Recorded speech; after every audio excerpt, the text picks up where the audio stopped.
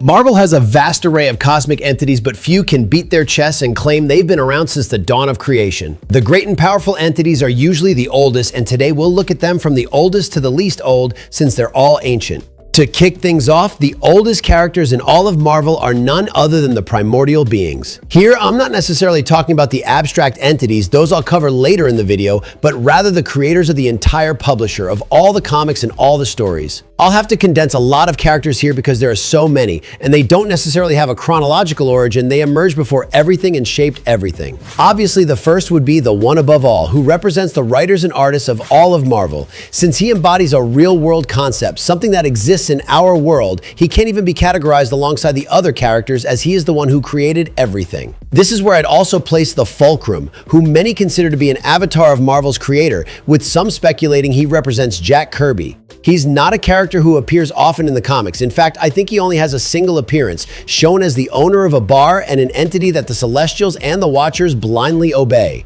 The character doesn't have much backstory, but because of this obedience from those entities, it's fair to assume he's someone with immense power. I'd also include the Phoenix here, as she is the flame of creation. She stands above even the narrative engines of Marvel and is the only being just below the creator.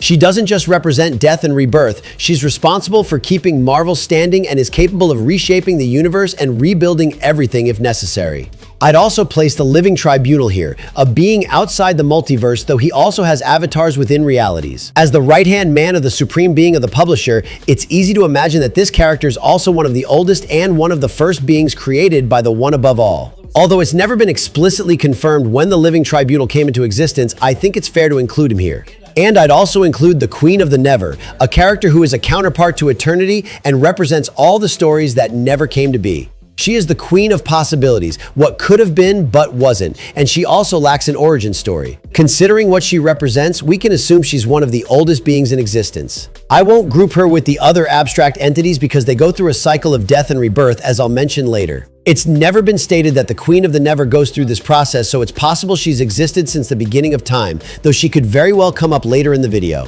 Moving forward, Oblivion is another one I decided to set apart from the other entities, as he's a very specific case. The character represents non-existence, absolute void, and is the primary enemy of all creation, always seeking the end of everything. In fact, starting from the 7th cosmos, he was linked to death as her progenitor and brother, allied against eternity and infinity. In the 8th cosmos, he leveled up and is now a counterpart to the Living Tribunal, even battling the entity. Oblivion claimed to have seen the universe be born, fight for life, die, and then be reborn several times, which suggests he is older than the endless cycle of death and rebirth of everything. He observes this from his own dimension, the outer void, a place outside the multiverse where he watches everything that's happening. There are comics that show him emerging alongside the cosmos, but I believe these depict avatars with fractions of his power, as this contradicts the character's concept and other references about him. And since I mentioned the cycle of rebirth, the first firmament is, so far, canonically the first cosmos in Marvel, but I'll have to give an honorable mention to Nemesis. The character isn't well remembered in the comics and is very likely no longer canon. This is because her origin story directly clashes with the first firmament, as both were described as the first being that existed and represented everything. There was no being before Nemesis, and with her immense power, she decided to create life to no longer feel lonely. In doing so, she created some beings that became corrupted and destroyed themselves, leaving her so devastated in the process that she took her own life. However, her tremendous energy condensed into the 7 Infinity Gems. But relatively recently, Marvel introduced the first firmament, which is exactly like Nemesis in terms of origin story. The character was the first cosmos, the first to represent everything that exists, and decided to create life to worship him. But some of the beings he created chose to forge their own path and not depend on the worship and blessings of the first firmament. This led to a conflict between the races he created, and the war culminated in the destruction of the first firmament. This also triggered a cycle of destruction and rebirth where the cosmos always undergoes a process of death and resurrection, and we are currently in the 8th cosmos, which is eternity. For this video, I'll only consider the first firmament, as many of the beings we'll see later are far older than the subsequent cosmoses. It's also worth giving an honorable mention to Mephisto, as he was described as one of the beings Nemesis created at the beginning of everything, along with some other demons. But getting back to the beginning, the Celestials and the Aspirants were the first races of the multiverse, precisely those created by the first firmament to worship it. The Celestials were called the Multicolored Rebels for not worshiping the entity, seeking their own individuality and desiring to see the multiverse evolve. Eventually, the war between the two broke out and weakened both sides, with the Celestials in desperation resorting to the use of weapons. This included the God-Killer armor created by the Aspirants but used by the Celestials against them to emerge victorious. After a decisive battle in the Celestial War, there was a pause in the fighting between the two groups. During this period, the Aspirants strengthened their fleets and immediately engaged in aggressive disputes among themselves. This gave their celestial adversaries time to recover and devise ways to end the destruction of their opponents. The Celestial War finally ended when the rebel Celestials shattered the first firmament into pieces, and hundreds of new universes were separated from the first firmament. The first firmament fled along with the remaining Aspirants, and the new universes formed a collective entity that personified the second cosmos. And here's a big curiosity and a revelation. For decades, the origins of the Beyonders and the original Beyonder were a mystery. But Marvel has been quite generous in recent years and revealed this long-standing secret of the publisher. We discovered that they came from the second cosmos, right after the war between the Celestials and the Aspirants. They were created by the Celestials themselves, who named the Beyonders as Omegas, to serve as opposition to the Alpha, which is the first firmament. Their purpose is to maintain the multiverse, and they do their work from outside it, in the Beyond multiverse, while their counterparts, the Black King, maintain it from within with the power of the living abyss. The Black King, which is a title and not a specific entity, is a cosmic caretaker appointed by the Celestials to serve as the corresponding counterpart to the Beyonders. However, the Black King does not originate in the second cosmos like the Beyonders, and I'll talk more about that later in the video. Returning to the Beyonders. After the death of the second cosmos, they watched over the subsequent multiverses, working behind the scenes.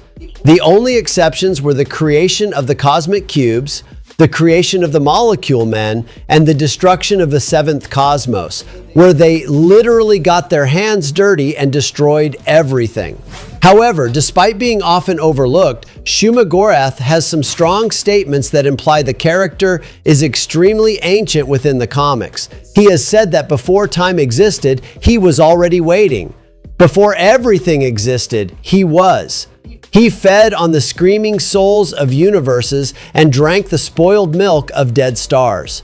Unfortunately, there's no precise mention of when he came into being, making it hard to say whether he's older than the current universe or all of them.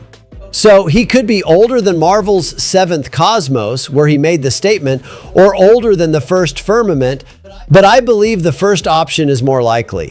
He likely existed in the period between the destruction of the sixth cosmos and the beginning of the seventh, with his creation possibly led by the Celestials. His first appearance on Earth was thousands of years ago, during the time when dinosaurs ruled the planet, but that's so recent for today's video that it barely counts.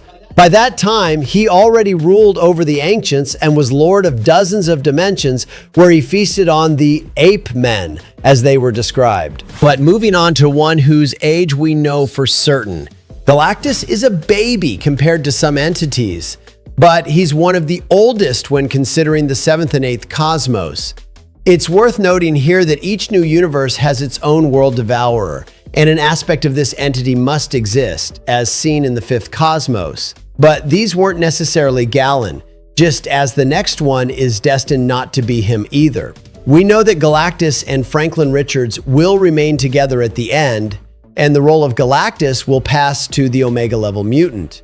Even if Franklin isn't available, the Immortal Man will be ready to take on that role, like an immediate backup if something goes wrong. But that's a detail. The important thing is the story of the World Devourer we know, a story that begins in the sixth cosmos. Originally, he was born on the planet Ta, the incarnation of Earth in the previous multiverse, a paradisiacal world whose civilization was considered the most advanced of its time. But the multiversal cycle was coming to an end, and the sixth cosmos was about to die to give rise to the seventh. However, due to the Dark Winter, a force of entropy, the pace of destruction was accelerated. The lethal radiation of the dying universe was rapidly wiping out all life, and Galen, a space explorer, was sent to travel the cosmos to find a way to save Ta. But he found none. Knowing their deaths were inevitable, Galen proposed to the remaining survivors that they die gloriously by piloting one of their starships directly into the heart of the cosmic egg. As they approached, cosmic radiation killed all the passengers except Galen, who strangely found himself filled with new energy. Just before the universe's end, Galen was approached by the sentience of the sixth cosmos, which fused its essence with the mortal Galen. This combination gave birth to a new entity that would survive beyond the end of time, Galactus, the world devourer. Since we are currently in the eighth cosmos, Galactus is by far the oldest being in this reality, originating from two multiverses prior to the current one, which is why he makes today's list. Moving forward again, in eighth place, we have K'null. With the arrival of the seventh cosmos, the Celestials initiated the Big Bang and began creating life, planets, and galaxies throughout the universe. But despite that new reality being composed only of darkness, it wasn't uninhabited. It was actually ruled by K'null, the god of the symbiotes. He watched closely as his kingdom was invaded and, using the darkness, forged a sword, killing one of the Celestials before him. The others responded to the attack and banished K'null and the Celestials' head into the depths of the darkness. There, the character forged the Necro Sword and waged war against the Celestials, gods, life, and the light that invaded his realm. K'null never fully accepted the role of Black King, as stated by the entity Sentience when introducing itself to Eddie Brock. Moreover, there's no mention of him before the creation of the seventh cosmos. Everything always comes after the Big Bang. His next appearance was fighting the Silver Surfer, who was displaced in time before Galen had fully become Galactus, which is at least a few billion years in the past. And here comes another group of entities that I'll cover all at once. The abstract entities, those that represent universal concepts.